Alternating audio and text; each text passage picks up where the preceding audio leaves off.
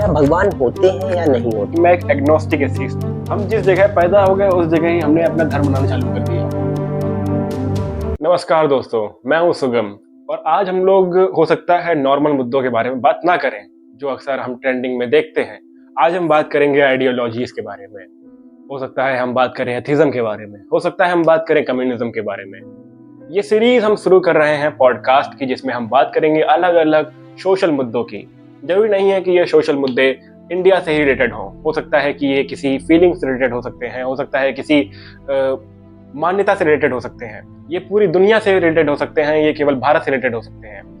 ये करने में हम लोग को बहुत मजा आएगा क्योंकि इसमें केवल हम ही नहीं, आप भी जानेंगे कि ये दुनिया कैसी है और इस दुनिया में कैसी कैसी आइडियोलॉजीज एग्जिस्ट करती हैं। और इसमें मेरी सहायता करेंगे मेरे काबिल दोस्त वेदांत यादव। तो सबसे पहले हम इनका इंट्रोडक्शन ले लेते हैं। मेरा नाम वेदांत है और मैं इस पॉडकास्ट में ज़्यादातर मेरा ऐसा व्यू रहेगा, मेरे ज़्यादातर क्वेश्चंस हैं जो शायद आपके भी होंगे कि आप भी जानने चाहते हैं, या फिर जो मेरा भी व्यू होगा, जो पर्सनल व्यू होगा कि मैं क्या जानना चाहता हूँ और मेरी तरह आप लोग भी ये सब चीज़ें जानना चाहेंगे, जिसमें से इनका काफ़ी ज़्यादा अध्ययन विषय में विशेषता रही है हमारे दोस्त शुभम की। तो इसको हम आगे बढ़ाते हैं। सबसे पहले हम लोग टॉपिक के बारे में बात कर लेते हैं कि आज हम लोग किस बारे में बात करेंगे। तो हम लोग आज बात करेंगे एथिज्म के बारे में। तो हम लोग की कई मान्यताएं हैं अलग अलग विषयों को लेकर कि हम एथीस्ट हो सकते हैं, हम एग्नोस्टिक हो सकते हैं, हम एक एथीस्ट हो सकते हैं। सबसे पहले हम लोग को ये समझना जरूरी है कि यहाँ कोई अभद्रता का काम नहीं है। हम किसी की मान्यता को लेकर उसे झगड़ा नहीं करते हैं, हम आपस में बहस करते हैं, डिस्कशन करते हैं, डिबेट करते हैं, पर हम किसी से लड़ाई नहीं करते हैं। और यही हमारी मानना है, हम चाहे एथीस्ट हो, हम चाहे एक कट्टर बिलीवर हो। हाँ, ये इनका सही। तो इसी के साथ हम अपने प्रश्न, जो आपके भी प्रश्न होंगे, उसकी शुरुआत करते हैं। जैसे शुभम जी, पहला मेरा ये प्रश्न है, क्या भगवान होते हैं या नहीं होते हैं? तो मैं सबसे पहले बताना चाहूँगा कि अगर आप कोई डिबेट भी कर रहे हैं तो सबसे पहले आप इस चीज़ में मत कूदें कि आप किसी चीज़ को प्रूव करना चाहते हैं। सबसे पहले आप अपना स्टैंड क्लियर करें कि आप किस मुद्दे पर स्टैंड करते हो। तो भगवान होते हैं नहीं, आपके सवाल को मैं बहुत ही कंसीडर करता हूँ। और सबसे पहले मैं अपनी ये बताना चाहूँगा कि मैं एक एग्नोस्टिक एथीस्ट हूँ। सबसे पहले आपको समझना जरूरी है कि एग्नोस्टिक एथीस्ट होता क्या है। देखिए, हम जानते हैं कि एग्नोस्टिसिज्म क्या होता है। कि एग्नोस्टिसिज्म का मानना ये है कि हमें नहीं पता है कि ऐसा कोई तरीका है भी या नहीं कि हम ये पता कर पाए कि गॉड है या नहीं। ये एग्नोस्टिक है। और अगर हम बात करें एग्नोस्टिक एथीज्म की, तो हमें ऐसा कोई तरीका नहीं पता है कि भगवान एग्जिस्ट करता है कि नहीं करता है जो हम ये पता कर पाए। इसलिए मैं थीस्ट के क्लेम को, यानी जो बिलीवर है उनके क्लेम को डिनाई करता हूँ। पर मैं इस क्लेम को डिनाई करता हूँ कि गॉड एग्जिस्ट करता है, क्योंकि इस क्लेम को सपोर्ट करने के लिए मेरे पास कोई भी क्रेडिबल एविडेंस नहीं है।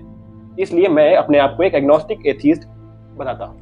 पर जो ये आप अपना व्यू लेके आते हैं, ये आप किस सोर्सेस लेके आते हैं? भारत जैसे इतने धार्मिक देश में ये इतने सारे हमारे महाग्रंथ रहे, रामचरितमानस रही है, गीता रही है, पुराण रहे, वेद रहे, शास्त्र रहे, उपनिषद रहे, इतने सारे धार्मिक किताबें होने के बावजूद, इतना धार्मिक जैनिज्म ले लीजिए, बुद्धिज्म ले लीजिए, ये सारे जो इस चीज को चले आ रहे हैं, the place of religious India कहा जाता है। ज्यादातर सारे क्रिश्चियन या फिर यहूदी कुछ धर्म को छोड़ दे, ज्यादातर ओरिजिन जो हुआ है देशों का, ज्यादातर जो ओरिजिन हुआ है धर्मों का, वो जैसे कि हिंदुज्म का हो गया, बुद्धिज्म हो गया, जैनिज्म हो गया, ये इंडिया से ही ओरिजिन हुए। पर आप इस देश में रहते हुए भी ये आप बात कैसे, क्या आर्गुमेंट देते हैं जो ये बात आप प्रूव करना चाहते हैं? देखिए, सबसे पहले तो ये सोच किसी धर्म की नहीं है या सोच किसी कम्युनिटी की नहीं है। हम जिस जगह पैदा हो गए उस जगह ही हमने अपना धर्म मनाना चालू कर दिया। हम जैसे कि इंडस वैली सिविलाइजेशन में पैदा हुए तो हमने एक नया रिलीजन बना दिया। ऐसे ही बहुत से पहले धर्म थे, वैष्णव धर्म हो गया, शैव धर्म हो गया। इन सभी धर्मों को मिलाकर हम मानते हैं एक हिंदू धर्म या फिर सनातन धर्म, जैसे भी हम ये कहते हैं। और ऐसे ही कई सारे रिलीजन बनते हैं, जैनिज्म, बुद्धिज्म। तो हम किसी फैमिली में अगर पैदा होते हैं, अगर वो फैमिली किसी रिलीजन को मान रही है, मान लेते हैं कि वो फैमिली मान रही है बुद्धिज्म को, तो वो बच्चा भी बुद्धिज्म को मानेगा, क्योंकि उसके पेरेंट्स उसे बचपन से यही बताएंगे कि हम बुद्धिज्म को मानते हैं। मैं आपको यहीं पे रोकना चाहूंगा कि वो मानते हैं, उसके बच्चा मानता है और उसके पेरेंट्स भी तो मान रहे हैं और उसके पेरेंट्स के पेरेंट्स भी मान रहे हैं। तो ये सीरीज चलती आ रही, कहीं तो कुछ तो सत्य होगा, कहीं तो ट्रूथ होगा कि ये चीजें चली आ रही हैं। ये कहानियां हैं एक तरीके की जो लिख दी गई हैं और जिनको कन्वर्ट किया गया है, जिन पे लोग कन्वर्ट हो रहे हैं, जिन पे हम और आप जैसे लोग विश्वास करते हैं, जिनके पास मानने के लिए कुछ और नहीं है, ये एक डेस्परेशन है। हमारे पास कुछ और नहीं है इस बात का सहारा कि हम अच्छी जिंदगी जी पाएंगे क्या नहीं। तो हमें एक सोर्स चाहिए, हमारे पास एक ऐसी चीज चाहिए जिस पर हम विश्वास कर सके कि हाँ कुछ तो है, कुछ तो ऊपरी शक्ति है जिसकी वजह से जो हमें जीने में, या अगर हम बात कहें लोनलीनेस में, सहायता करती है, कि कुछ तो है जो हमारी सहायता कर रहा है। और यही इंसान अपनी इमेजिनेशन से कुछ भी बना देते हैं और ऐसे ही ना जाने कितने भगवान बने। तो शायद इसी को तो दिव्य शक्ति कहते हैं ना, इसी को तो कहते हैं कि ये पावर है। ये दिव्य शक्ति का कोई सोर्स है ही नहीं, ये दिव्य शक्ति इमेजिनेशन है, टोटल इमेजिनेशन है। तो इमेजिनेशन है, पर उससे उसको बिलीफ तो मिल रहा है, फेथ तो मिल रहा है उसको, वो उससे पावर, उससे वो एस्पिरेट तो कर पा रहा है। कोई निगेटिव आदमी है पर उसको वो रोज मंदिर जाता है, उसको लगता है मंदिर में भगवान बैठे हैं, वो लग रहा है, उसको लगता है कि मैं सुन रहा हूँ। तो इससे ज्यादा क्या हो सकता है कि कोई सुन रहा है, उससे वो बिलीव हो रहा है, वो चीजें मांगता है, वो चीजें हो भी जाती है। कोइंसिडेंस भी, अगर आप इसको चाहेंगे कोइंसिडेंस हो रहा है पर हो जाती है, तो वो बिलीव करता है। अब वो होता है कि उसमें चढ़ावा भी चढ़ता है, उसमें ये कि हम मान्यता मानते हैं कि इतने हजार का या फिर इतने का, 1000 का, 51,000 का, मतलब 1 लाख का भंडारा वितरण करेंगे, ये सारी चीजें करेंगे, उसकी मान्यता तो चली आ रही है। सबसे पहले मैं बात करूंगा, आपने जो बताया कि कोइंसिडेंस से हो जाता है, तो इसको हम लोग प्लेसिबो इफेक्ट भी कह सकते हैं। इसको ये प्रूवन है एक्चुअली में, क्योंकि हम जानते हैं कि अगर हम किसी बाबा के पास जाते हैं और वो हमारी लकीरें देखता है, हमारे हाथ को देखता है, वो बताता है कि आपके साथ ऐसा होगा, तो वो एकदम बहुत ही कॉमन चीजें बताता है। और जब वो हो जाती हैं, इतनी कॉमन चीजें हैं कि आपके पास पैसा आने वाला है, या फिर आप गरीब होने वाले हो, या ऐसा कुछ, जो आपके पास एक शादी होने वाली है आपकी, तो शादी तो एक पॉइंट पे होगी ही। और जब कुछ ऐसा होता है तो लोग ये बताना चालू कर देते हैं कि देखो ये बाबा ने सही बताया, यानी कोई दिव्य शक्ति है, इसका मतलब ये है। और इसका मतलब ये नहीं है कि वो सही बोल रहा है, ये सब चीजें हैं जो ये होने वाली हैं, और ये बस एक रद्दी प्रेडिक्शन है इन चीजों को लेकर। नहीं, आप तो ये आप पूरी मान्यताओं को खारिज कर रहे हैं। जैसे कि अब हमारे यहाँ 4 धाम होते हैं और इतने सारे अखाड़े हैं, इतने सारे साधु संत है कि बताते हिमालय में इतने साल से तपस्या कर रहे हैं, इतनी सारी चीजों को वो आगे बढ़ाते हुए आ रहे हैं।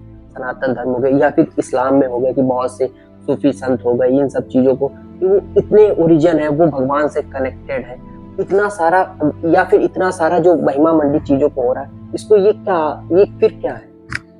देखिए, अगर कोई चीज 1000 साल पुरानी है, इसका मतलब ये नहीं है कि वो क्रेडिबल है। आज मैं जो भी बकवास करूंगा, वो आज से 1000 साल बाद वो क्या आप उसको क्रेडिबल मान लेंगे? नहीं, आप नहीं मानेंगे उसको। मैं आज जो कहानी सुनाऊंगा वो 1000 साल बाद भी एक कहानी ही रहेगी। अब उसके लिए अगर मेरे पास 100 बिलीवर्स आ जाएं कि मेरी कहानी में बिलीव करते हैं, तो क्या इसका मतलब क्रेडिबल हो जाएगी? नहीं होगी। तो यही हुआ है धर्म के साथ, क्योंकि लोगों का मानना है कि जहां मेजोरिटी आ जाती है, या फिर जिस चीज को भी लोग मानने लगते हैं, वो उसको एक कट्टर मान्यता से देखते हैं। अब जैसे कि हम इस्लाम की बात करें, मोस्ट लोग कहते हैं कि ये 1400 साल पुराना है और लोग इसको फॉलो करते हैं।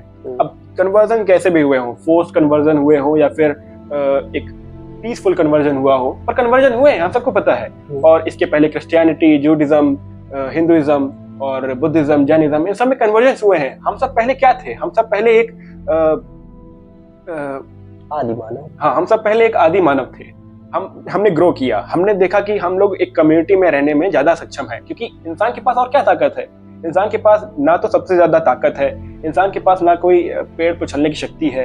तो इंसान के पास यही ताकत है कि वो आपस में खुद का एक कम्युनिटी बनाकर, आपस में खुद का दिमाग शेयर कर एक अच्छी सोसाइटी का निर्माण कर सकें। हमारी सबसे बड़ी ताकत यही है कि हमारे पास एक दिमाग है और हम उस दिमाग का यूज करके कम्युनिटी बना सकते हैं।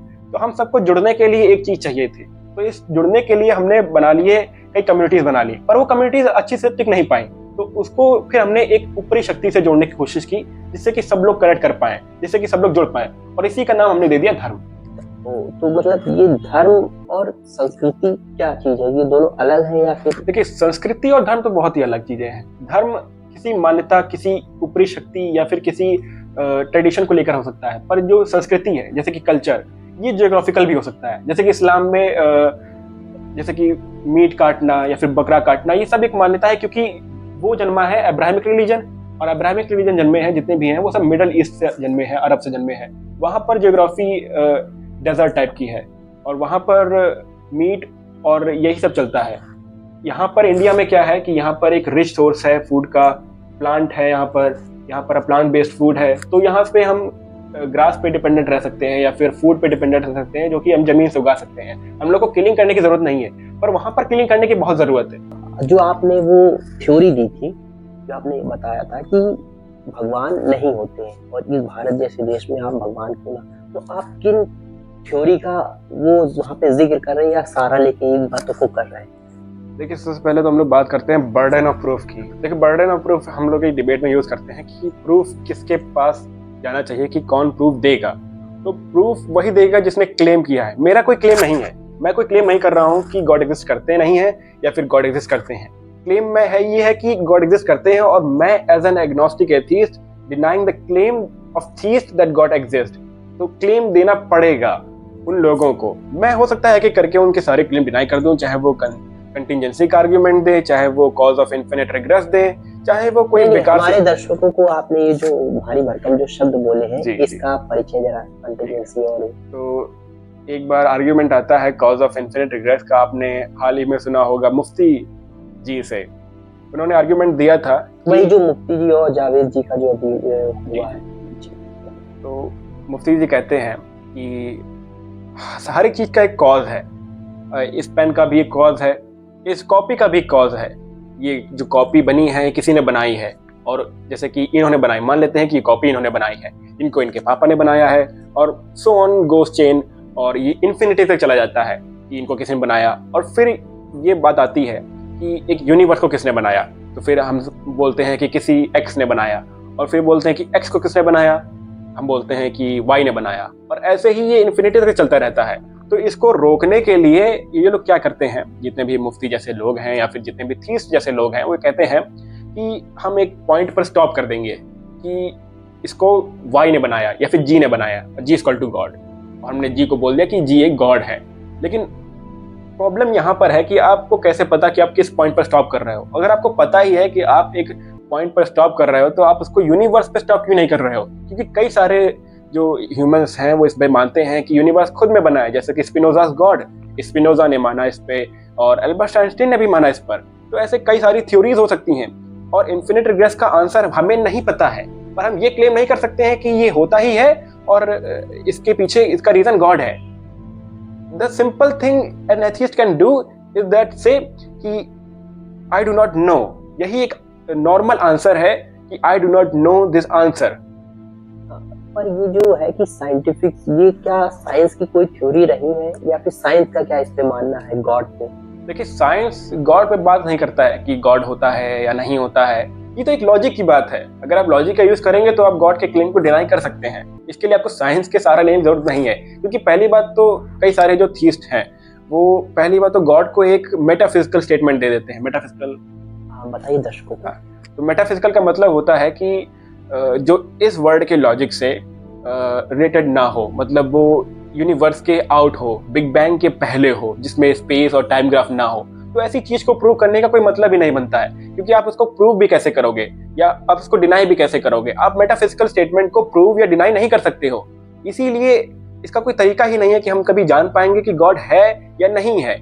इसलिए हम केवल यही बता सकते हैं कि जो क्लेम किया जा रहा है, हम केवल उस क्लेम को डिनाई कर सकते हैं इस बेसिस पर, क्योंकि वो क्लेम उसके पास कोई एविडेंस नहीं है, और यही मेटाफिजिकल स्टेटमेंट्स की कमी है। ऐसे मैं कोई भी स्टेटमेंट बता सकता हूँ कि मेरे सपने में कल एक होनोलुलु गॉड आए थे और उन्होंने दुनिया को बनाया है, और मैं एक ऐसा नया रिलीजन स्टार्ट कर दूं, ऐसा तो कोई मतलब नहीं बनेगा ना। नहीं, पर जैसे कि मैंने कहीं पढ़ा था कि अल्बर्ट आइंस्टाइन जो थे वो बहुत बड़े थीस्ट थे, वो भगवान को मानने थे वाले थे, या फिर एडिशन का ले लेते एग्जांपल, कहते वो इतने बड़े साइंटिस्ट होते हुए भी वो भगवान को मान रहे हैं, या फिर सुपर नेचुरल पावर को मान रहे हैं। या फिर ऐसा होता है कि हमारे इसरो या डीआरडीओ में भी आज भी इतने साइंटिस्ट साइंटिफिक थ्योरी लेने के बाद भी वो कहते कोई ना कोई तो है जो पावर ये है जो यूनिवर्स को चला रहा है, जो इतना परफेक्ट है, हर चीज को इतना परफेक्ट कोई बना नहीं सकता। कहते हम भी कोई चीज इन्वेंट करते हैं या डिस्कवर करते हैं तो उन चीजों को इतना परफेक्टली नहीं बना सकते। अगर कोई चीज बनी है तो उसको बनाने वाला भी कोई ना कोई है, और उसको इतना परफेक्ट बना तो कोई ना कोई नेचुरल पावर या सुपर पावर या फिर उसको भगवान बोल देते हैं। ऐसे साइंटिस्ट का भी आर्गुमेंट आता है। तो सबसे पहले हम लोग बात करते हैं साइंटिस्ट के बारे में। देखिए, अगर आप साइंटिस्ट हैं तो इसका मतलब ये नहीं है कि आपकी हमेशा हर बात सही होगी। हो सकता है आपकी जो लिटरेसी है वो एक फील्ड में हो। आप कौन सा सब्जेक्ट कर रहे हैं? मेरा तो हिस्ट्री है। तो हो सकता है कि आप हिस्ट्री में एक्सपर्ट हो, पर क्या आप साइंस में एक्सपर्ट हो पाएंगे? पर क्या आप ज्योग्राफी में एक्सपर्ट हो पाएंगे? क्या आप कॉमर्स में एक्सपर्ट हो पाएंगे? नहीं। हो सकता है कि उनकी साइंस की फील्ड में एक अच्छी पकड़ है, पर क्या उनकी लॉजिक की फील्ड में अच्छी पकड़ है? नहीं, ऐसा जरूरी नहीं है। हो सकता है उनकी हो भी सकती है, नहीं भी हो सकती है। उनके कहने से गॉड प्रूव होना या ना होना ये सही नहीं हो जाएगा। पर जो आज की थ्योरी इतनी दी जाती है वो तो रिलेटेड बच्चे से बिग बैंग थ्योरी है, उसको दिया जाता है वो तो, पर किसी साइंटिस्ट ने प्रूव किया ना कि ये जो पहले हम लोग मानते रहते थे, ताकि बहुत से जैसे साइंटिस्ट हैं वो इन चीजों को लेके मतलब बताते हैं। अब जो हमारा बिग बैंग थ्योरी है उसको किसी साइंटिस्ट ने प्रूव किया, और उससे पहले ये चीजें थी कि हमें बहुत सारी चीजें नहीं पता थी, हम इग्नोरेंस में जी रहे थे, या फिर सुप्रीम पावर चर्च को मान रहा है वेस्ट, यहाँ पर भगवान को मान रहे हैं, इन चीजों को मान के चल रहे हैं। और बहुत से राजा लोग होते थे वो कहते हैं हम भगवान के पुत्र हैं, हम वहाँ उनकी थ्रू उनके लिए राज कर रहे हैं। तो ये सब चीजें चलती रहती, बहुत कम नॉलेज था। और ये जो साइंस आया इन चीजों को, बहुत सी चीजों को, धारणाओं को तोड़ा। अब जैसे ये था कि अर्थ है के अराउंड अर्थ के अराउंड चलता है, और जब गैलीलियो गैलीली जो साइंटिस्ट है उन्होंने उसको प्रूव किया, शायद उनको फांसी भी दे दी गई थी कि इन चीजों को लेके, मतलब ये चीज बताने के लिए उन्हें फांसी दे दी गई थी।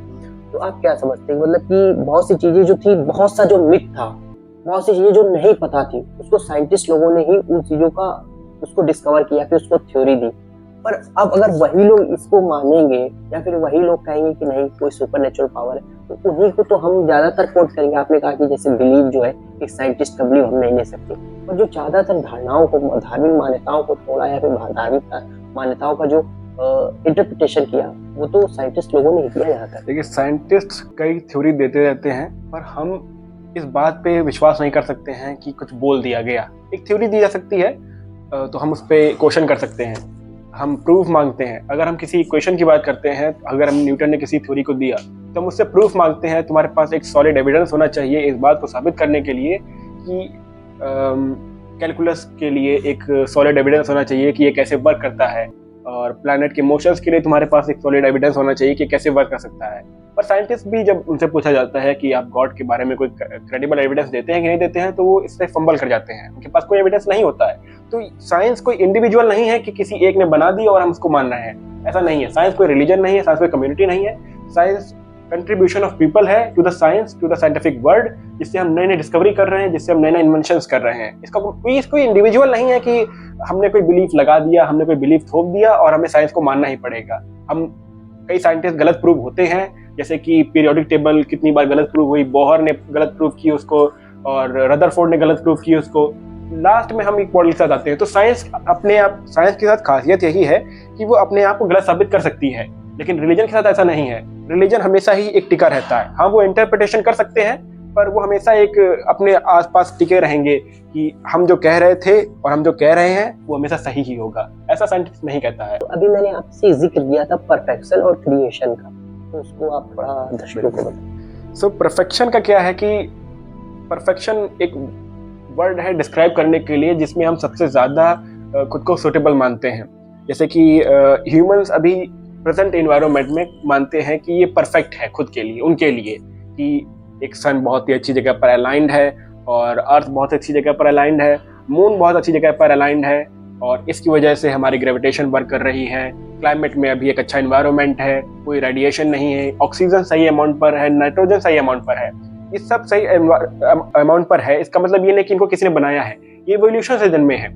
ये हमारे पहले ये सब चीज़ें अलग रेशियो में थी, हम इसके हिसाब से इवॉल्व किए हैं। ये दुनिया हमारे लिए नहीं बनी है, हमने इस दुनिया को अपने हिसाब से अडेप्ट किया है।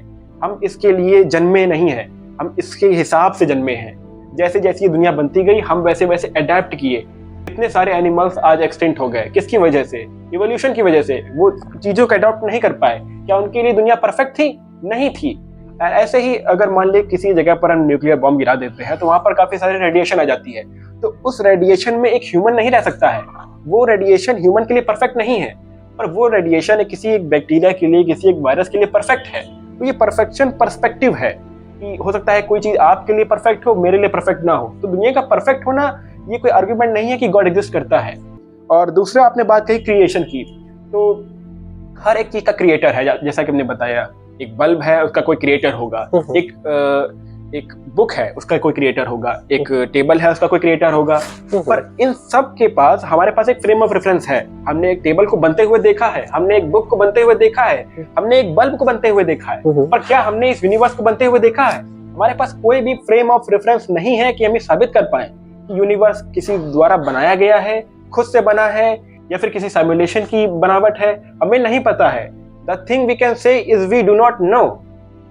तो इसी के साथ मतलब कि हमें आज तक अभी भी मतलब या तो पूरी तरीके से आप मतलब क्या थ्योरी आती है कि पता चलता है या फिर नहीं पता चलता है, भगवान है या नहीं है, या फिर गॉड एग्जिस्ट करते हैं या नहीं, या फिर इन चीजों में सबसे ज्यादा ह्यूमन काइंड को या फिर ह्यूमन के थिंकिंग को लेकर है कि नहीं, कुछ लोग समझदार हुए, उन्होंने धर्म को इन्वॉल्व किया, इन सब चीजों को जो आप ये पहली बार जो कह रहे थे, क्या इसी की तरह सारे जो वेस्ट में हुआ। पर जैसे कि भारत जैसा देश है, भारत बहुत सी मान्यताओं को करता है कि भारत ही किसी सारे धर्मों का जन्मदाता है, भारत ही दुनिया की सबसे पुरानी संस्कृति है, भारत पे ज्यादा बर्डन आता है, बहुत से लोग कहते हैं।